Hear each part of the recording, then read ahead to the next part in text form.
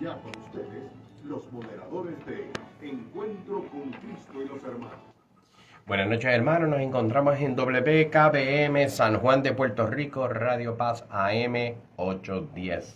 Este es su programa Encuentro con Cristo y los Hermanos del Movimiento de Cursillo de Cristiandad. El Movimiento de Cursillo de Cristiandad quiere llegar a tu hogar y a tu conciencia y recordarte siempre que Dios te ama. Me acompaña esta noche. Muy buenas noches, Pablo Rodríguez Muñiz, aquí con ustedes, hermano. Saludos, Pablo. Y vamos a tener hoy un tema que a mí me gusta muchísimo porque tiene que ver con la vida ordinaria, la vida del cristiano, más bien lo que es la vida humana, y es el sufrimiento, ¿verdad? Hablar un poco del sufrimiento, no desde una perspectiva de sufrir por sufrir o qué negativo, sino al contrario. El saber que Jesús curó a un paralítico en Cafarnaún, y queremos compartir una reflexión de que esta señora que lo posteó en internet, que se llama ella Angélica Moreno López, hizo una reflexión y sacó 6 lecciones que queremos compartir con ustedes, y también las que nosotros podemos abundar sobre este tema desde el punto de vista del movimiento de Cursillo de Cristiandad, como un carisma muy especial que en Cursillo tiene para atender en las circunstancias temporales, como laico seglar, en nuestras circunstancias, acompañar, sostener, consolar y guiar a todos aquellos que de alguna manera, igual que este paralítico, se encontró en una necesidad y que una comunidad de personas lo acompañó y lo llevó a los pies de Jesús.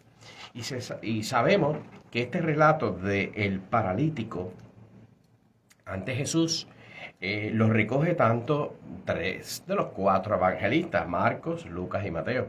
Cada cual sabe que en la Biblia, aunque el relato sea de la misma escena, lo hace según su estilo, su forma de ver, la comunidad a quien se dirigía lo que estaba escribiendo.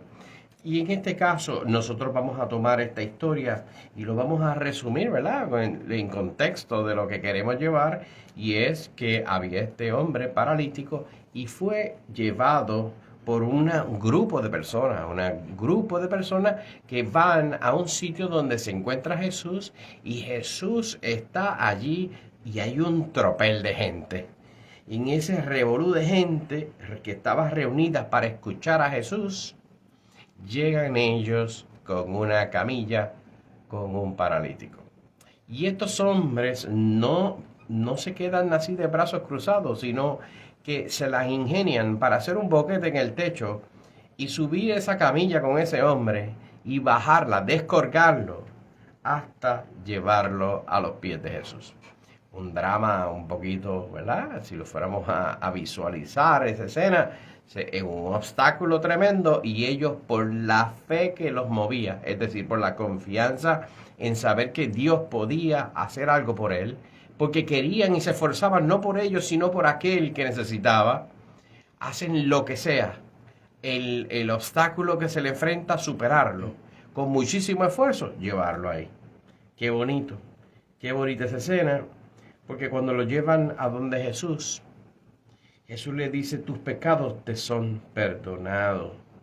Por supuesto, eso provocó en los escribas y los fariseos, al escuchar eso, de que tus pecados son perdonados, el único que podía hacer eso era Dios. Y eso hacía Jesús. Hablaba en primera persona porque él sí era Dios. Y por tanto, eso le provocó ¿verdad? Ya decían, eso es una blasfemia. Pero Jesús reitera y le dice al hombre: bueno, si es más fácil el que te perdone los pecados, o levántate, toma tu camilla y regresa a tu casa. Y así fue que ese hombre hizo. Se levantó, tomó su camilla y se fue para su casa.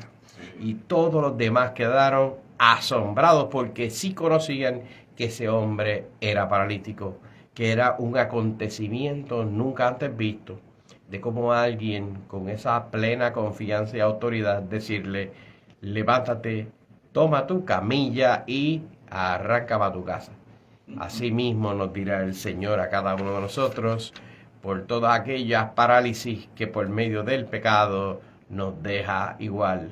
Pero para eso el relato está en el acompañamiento de aquellos que sabían que necesitaban, que sabían a quién le llevaban, que sabían que hay tanta gente sedienta y hambrienta de Dios, y aún con todo ese revuelo y todo ese tropiezo, no fue impedimento para que aquellos se envalentonaran y lo llevaran a los pies de Jesús. Así que, Sí. Pablo, me gustaría que les comentara sobre estas lecciones que esta joven ha querido desarrollar referente a este tema. Seguro. Y lo hacemos incluyendo lo que supone esto, y lo vamos a comentar a través del movimiento de curiosidad de cristiandad que ha estado desde el año 1961 en Puerto Rico, más de 61 años, va a cumplir 62 años aquí en Puerto Rico, haciendo una obra de acompañar, de llevar a muchos a los pies de Jesús, una conversión hermosa. Así que adelante, Pablo. Este es un ejemplo, sí, en las Sagradas Escrituras, este pasaje bíblico del sufrimiento, de la sanación y del envolvimiento de la comunidad. O sea, hay tantas situaciones de sufrimiento, sea por enfermedad, sea por accidentes, sea asuntos emocionales, sean problemas de trabajo. Hay muchísimos momentos en la vida de nosotros los seres humanos en que pasamos por esos sufrimientos, y muchas veces la gente se pregunta por qué está pasando eso, por qué Dios permite ese sufrimiento. A veces no en nosotros, sino tal vez en personas, en criaturitas o algo, que uno se siente más afectado con cómo eso es posible. Pues estamos tratando de ver una dimensión espiritual al asunto del sufrimiento, cómo está Dios presente, cómo Dios nos acompaña en el sufrimiento, cómo el sufrimiento nos ayuda, cómo el sufrimiento nos acerca a Él, cómo el sufrimiento nos permite a la comunidad ayudar a los demás y ver en los demás el rostro de Cristo en el que padece. Primero nos recuerda que por su enseñanza y sobre todo por su acción, Dios es capaz de liberarnos de la enfermedad, que fue lo que pasó en este pasaje bíblico con el paralítico, ¿no? Y también, segundo, Dios nos permite otorgarle desde el amor un sentido distinto al sufrimiento. El amor que expresó en su máximo nivel, adivinen quién, Jesús en la cruz, que hizo de ese mal, de ese tremendo sufrimiento, una concepción distinta de la vida y de la muerte gracias a su resurrección.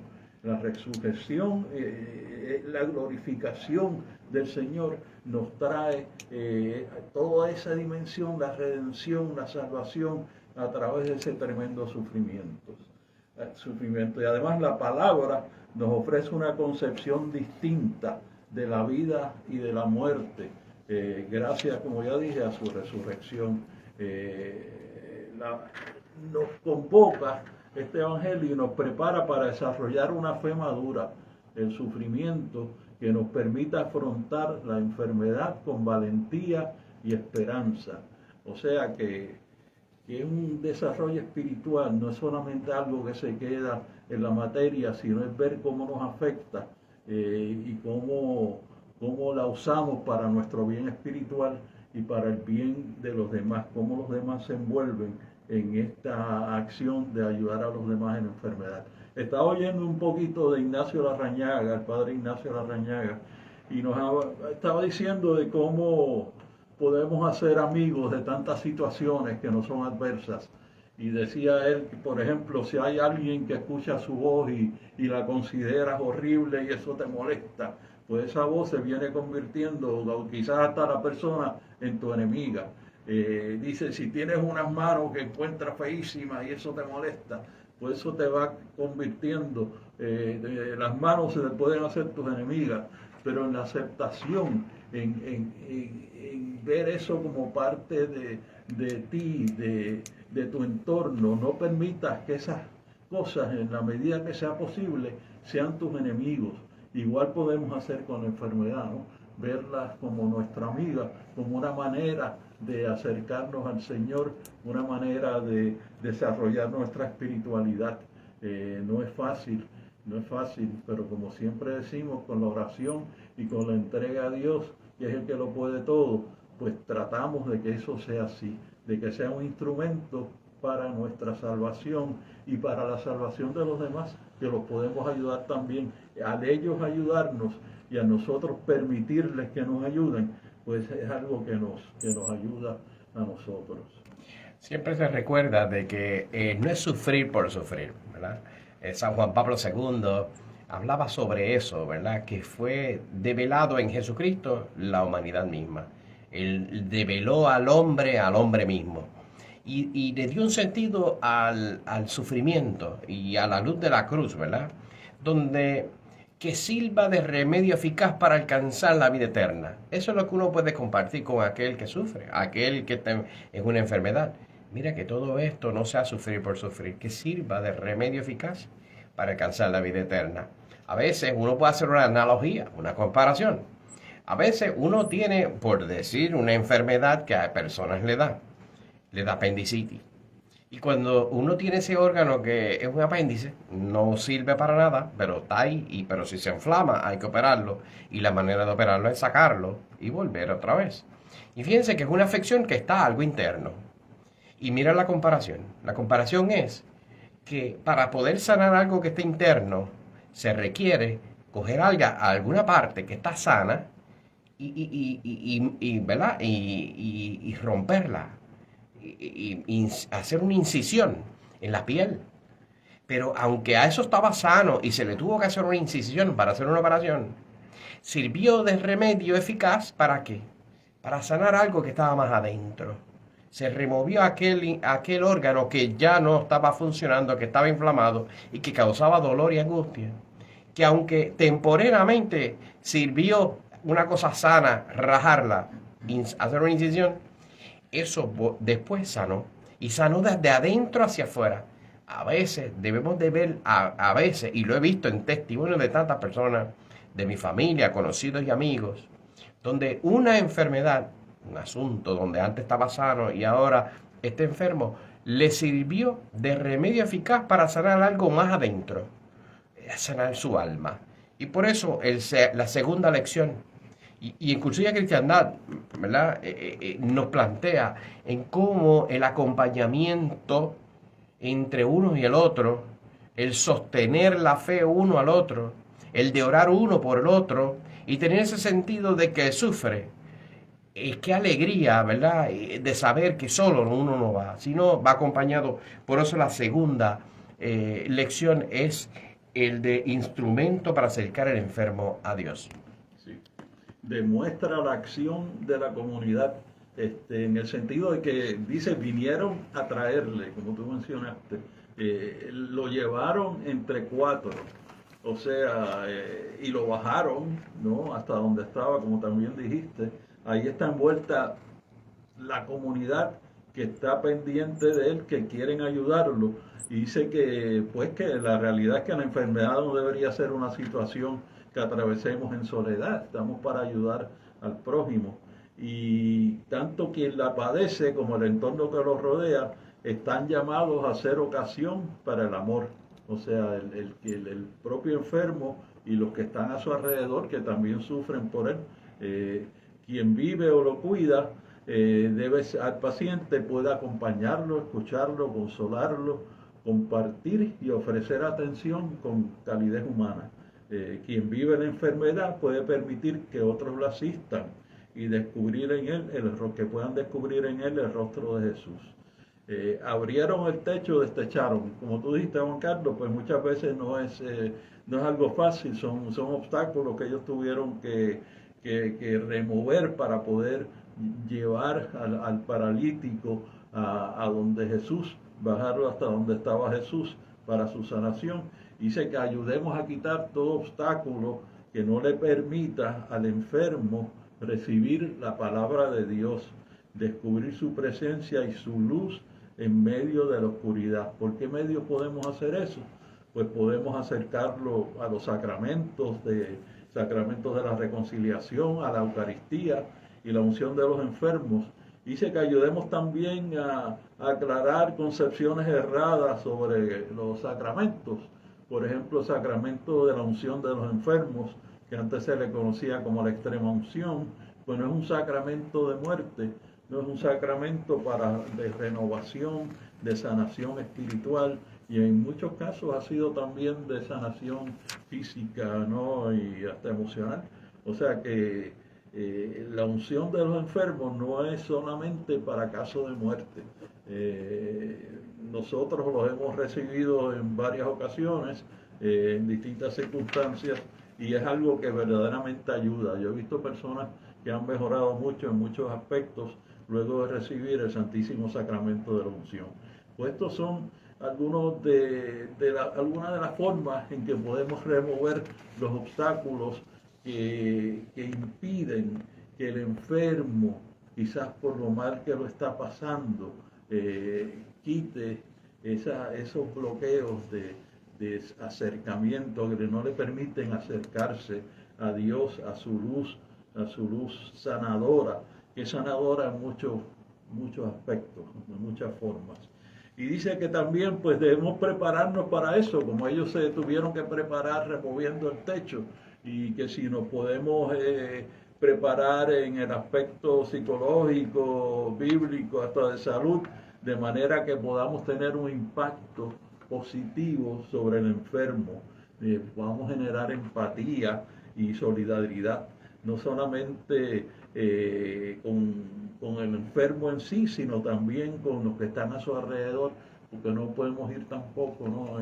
De manera imponiéndonos, sino ver la forma en que mejor se puede uno acercar al enfermo y cómo mejor puede hacerlo sentir mejor, proveerle algún tipo de alivio y sobre todo buscar la forma de remover los obstáculos, quizás de coraje o quizás de falta de entendimiento, sí, de temor, que le impiden acercarse y permitir esa cercanía a Dios en medio de la enfermedad, que muchas veces, aunque no nos damos cuenta, es también una bendición, porque todo lo que viene de Dios es una bendición, todo lo que Dios permite es una bendición.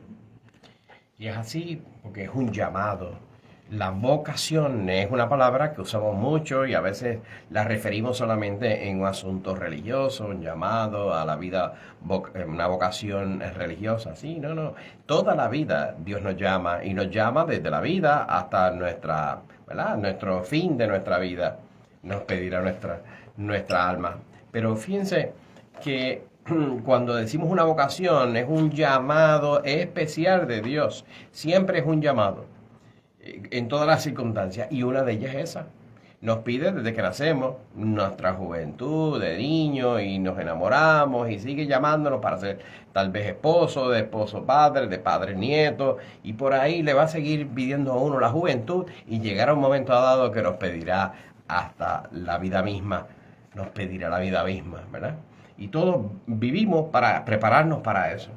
Y en ese caminar, en ese peregrinar, está lo del dolor, ¿verdad? El sufrimiento, parte de la condición humana, y como consecuencia del pecado original. Así que, pero fíjense, en Cursillo yo tengo una reunión de grupo que son unos hermanos que nos acompañamos y nos sostenemos la fe uno en otro.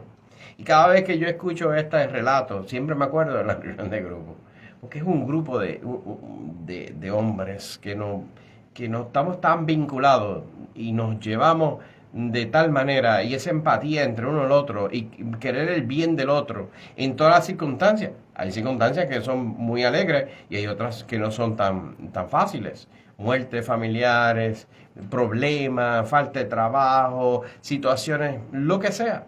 Pero el sentirse acompañado, eso nos da un tremendo consuelo de saber que a través de unos hermanos nos acompañamos para seguir como instrumento de salvación a los demás. Tenemos otro punto que es la fe de la comunidad, porque es la fuente de fortaleza y esperanza. Sí, la fe, aquí vemos que la fe es la que salvó al paralítico, ¿no? La fe de los que lo llevaron hasta él, que sabían que Jesús lo podía curar. Igualmente en nuestros casos, pues la oración, no solamente nuestra oración, sino la oración de todos los que nos rodean, nos trae consuelo, la oración de la comunidad, el poder de la fe, que es verdaderamente un poder sanador, que ayuda no solamente al enfermo, sino a su núcleo familiar. Por eso hay que acompañar con la oración a los que sufren, y que a través de esa oración descubran ellos la acción de Dios. Es muy importante. Al paralítico es la fe de los que lo llevaban, y seguramente su fe también la que lo curó. Y eso es algo bien importante, que la sanación no tiene necesariamente que ser una sanación física, puede ser una sanación espiritual, puede ser una sanación a tantos niveles, que Dios es el que sabe qué es lo mejor para ti y qué es lo que conviene en determinado momento. Pero que todos oremos por los que necesitan de esa sanación y de ese poderse abrir a la acción de Dios en todos los momentos, no importa lo difícil que sean esos momentos, sean momentos de desesperación, porque sí los hay, momentos de desesperanza, ¿no? Momentos de tremendo dolor, que definitivamente los hay, no solamente físico, pero en muchas ocasiones también emocional. Y hay dolor espiritual también, que lo pasaron muchos santos, ¿no? Esas noches del espíritu, noches del alma, que dicen, desgarradoras, que era una cosa tremenda, que pasó hasta San Francisco de Asís por 4 años, que dicen que unos dolores que se sentía que estaba casi como en el infierno, y que se sabe distinguir muy bien de una depresión que puede ser horrorosa también, pero que es una cosa muy distinta. Dice que eso es un dolor todavía peor. Y con la oración y el apoyo de todos que estemos presentes, porque estamos todos unidos en Dios, somos todos sus hijos, y tenemos que estar conscientes de las necesidades de los demás, y sobre todo del poder increíble de la oración, de la fe y de la oración. Y un punto es que dice que cuando Jesús cura una enfermedad va más allá de lo físico. Lo primero que hizo fue sanar su alma, la conversión interior de ese hombre. Fíjense que eso es fundamental.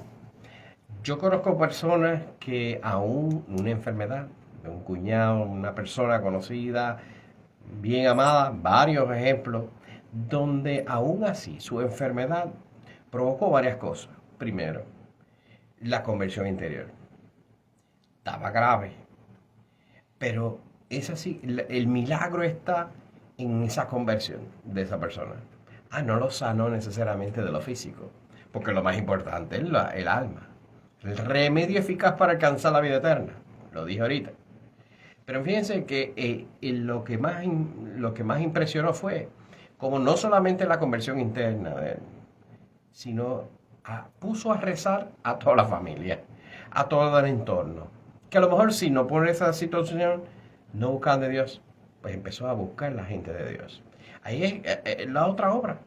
A veces a veces vemos las escenas bien pequeñitas, la situación de la enfermedad, pero no vemos y abarcamos el lente, donde vemos la transformación y la gran obra que Dios está haciendo, no solamente por medio de esa enfermedad de esa persona, que lo está sanando internamente, sino por todo el entorno, por todos los que están orando por ellos, por aquellos que no oraban y ahora están orando, por aquellos que no iban a misa y ahora van, por aquellos que necesitaban conversión y ahora han decidido convertirse. Por eso, esa conversión interior, ese debe ser lo prioritario. Que si Dios le sanó lo físico, bendito sea Dios, pero que sirva de remedio eficaz para alcanzar la vida eterna, sanar su alma. Y eso es otra cosa muy importante, que además de la sanación del individuo y en cierta manera de su entorno inmediato, y eso presenta un testimonio a esa persona con su sanación física, emocional o su conversión profunda, lo convierten en un testimonio de la acción de Dios y motivan a otros hacia Dios. O sea, el impacto no es solamente en esa persona y su entorno, sino también en todos los que se enteran, porque mientras más grande es el impacto de una conversión profunda, como muchas veces se dan los cursillos de cristiandad, de esa presencia real de Dios, ese impacto de la presencia de Dios, se traduce a que otros también pregunten por qué y busquen por qué y vean la acción de Dios y traten de acercarse más a Dios, de buscar una forma de acercarse a Dios. Son testimonios, o sea que con nuestra oración, oramos por los que van a cursillos de cristiandad, no para que tengan una conversión profunda y así de esa manera podamos no solamente ayudar a esos hermanos y hermanas, sino también a todos los demás que van a ser testimonios en su entorno de esa conversión tan profunda. Y lo mismo puede pasar en el sufrimiento de la enfermedad y ver cómo viven esas personas también gracias a la acción de Dios que llega a través de la oración, llegan a vivir el sufrimiento y la enfermedad de una manera distinta, que es tal vez algo muy retante, pero lo hacen con una seguridad más honda y más cercana a Cristo. O sea, la oración es una ayuda increíble para la enfermedad y el sufrimiento y obviamente para la conversión profunda. Entonces, reconociendo que abriendo el corazón a Dios, llenarse todo de Él, no queda otra que agradecer a Jesús, agradecer a Dios que nos cura y manifiesta su acción amorosa en nosotros. Él pide, ensancha tu corazón para que le permitamos entrar en Él, quitando todo obstáculo, aquello que no es de Dios, aquello que impide el abrazo de Dios. Lo hacemos y lo aprendimos y nos los presentamos en aquello. Así como romper el techo y descolgarlo y ponerlo de frente a Jesús, también a través de nosotros mismos, como agradecimiento a lo que han hecho por nosotros, llevar a otros. En Cursillo de Cristiandad, esa es su misión, lo que ha hecho desde el año 61 y del año 40 y pico, 48, desde España. Es algo suscitado por el Espíritu Santo, el Dios amor, donde le da una gran esperanza y le manifiesta al hombre cuánto Dios le ama. Lo que se ratificó en el Concilio Vaticano II, donde San Pablo VI decía, Dios te ama. Dos palabras muy hermosas, muy sencillas, pero muy profundas y una realidad. Y es que Dios nos ama tanto, Él no nos abandona. Precisamente en los momentos de dolor y angustia y sufrimiento, ahí está Él. Y se manifiesta a través de aquellos otros, que son los brazos, la boca, el consuelo a través de otros, de decirle, yo estoy contigo todos los días hasta el fin de los tiempos. Venid a mí los que están cansados y agobiados, que yo os aliviaré. Por eso, en una enfermedad hay que disponer el corazón a llenarse todo de Dios, a permitir ser instrumento de Dios, no solamente para afrontar una enfermedad que nos toque, a todos nos tocará, sino la gran oportunidad mientras tengamos salud, de recordar de que el otro que necesite y tú le puedes ayudar consolándole y haciendo como aquellos que le hicieron un boquete en el techo y presentárselo a Jesús. Eso significa que aunque suponga muchísimo esfuerzo, mucho sacrificio, pero la grata noticia de la buena nueva, es decir, que Dios le ama aún en esos momentos de oscuridad y de sufrimiento, de ser instrumentos del Señor para llevar con arrojo y con fe los desafíos de todo lo que Dios nos llama en nuestra vida. Sí, dice que el agradecimiento se constituye también un elemento clave aún en la experiencia de la enfermedad. O sea, no solamente en una sanación, digamos, física, sino en la propia experiencia de la enfermedad. Y al hacerlo de manera consciente podemos descubrir situaciones en las que durante la enfermedad Dios se hace presente, se ha hecho presente, y que muchas veces si estamos con mucho coraje, con mucho rechazo de Dios, culpando a Dios por la enfermedad y cuestionándolo, no vemos situaciones en las que Dios se hace presente durante la misma enfermedad. por la misma dureza de la enfermedad, no hemos podido percibir esa acción de la gracia de Dios durante la enfermedad. Tratemos de ser agradecidos aún por la enfermedad, ¿no? Porque, ¿por qué no? Mira cómo sufrió Jesús en la cruz por nosotros. No es que Dios sea extraño, ajeno a la enfermedad ni al sufrimiento, al contrario, Él lo cargó todo por nosotros. El sufrimiento en la cruz es una cosa horrible y a la vez hermosísima, porque fue un acto de amor supremo de un Dios que entregó a su Hijo, de Dios Hijo que se sacrifica por nosotros, que da su vida por todos y cada uno de nosotros. O sea, es una entrega individual de Dios a ti que me estás escuchando en este momento, de Dios Hijo que se deja matar en la cruz con esas torturas y de esa forma tan horrorosa, y que lleva tantas humillaciones y tanto tipo de sufrimiento, lo hace por ti. Dios ha vivido todo ese sufrimiento que tú estás pasando, lo vivió en su Hijo. Todo por lo que tú puedas pasar, que estés pasando ahora o puedas pasar en el futuro, Dios lo hizo suyo en su Hijo Jesús, en el Cristo en la cruz. Así que ten eso siempre presente y no te cierres a la acción de Dios en tu vida por sufrimiento, por enfermedades.